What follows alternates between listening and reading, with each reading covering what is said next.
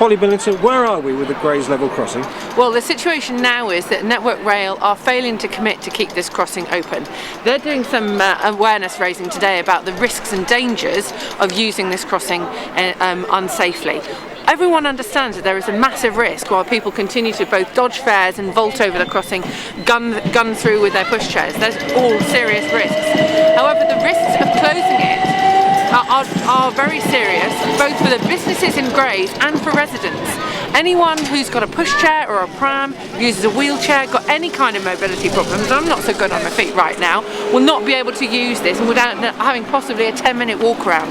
Now what we're saying to Network Rail is keep it open, work with us as a community. We're reasonable people, we can work out how to use this properly and safely, but what we particularly want is keep it open and until we have a safer alternative. At the moment they're not coming up with that. They've got no commitment to developing a safer alternative, and until they have, we need this crossing open. Network Rail, let's get this right, they were going to close it on the 25th and now they're not, is that right? As far as I'm aware, what they're saying now to us is that they will work with the council to try to make sure that it's used more safely. But the numbers of misuse are still quite high, so we've got to find other ways of making it safer. But there may well be other measures that they haven't considered. And I know for a fact, having spoken to the Over 50s Forum and to mums and toddlers groups, to the coffee morning people at the church, to people who use the beehive, to people who use the civic offices, the idea of closing this off and that simply it will be a 10-minute walk around.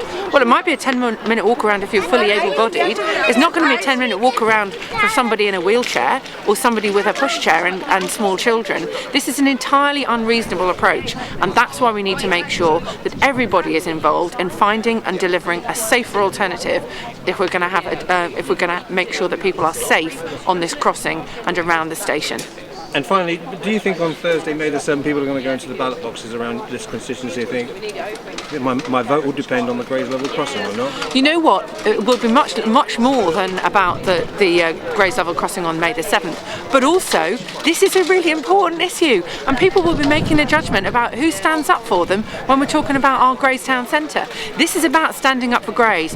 Far too many people are doing Grays down when actually something as fundamental as this can make a difference as to whether Grays can thrive or not. Now we can shrug our shoulders and say somebody else is going to make a decision, or we can help make that decision ourselves. And we can do this, but it will require lots of people to be signing our petition and stand up to Network Rail and to those people who think they can make decisions for us and do them to us rather than with us.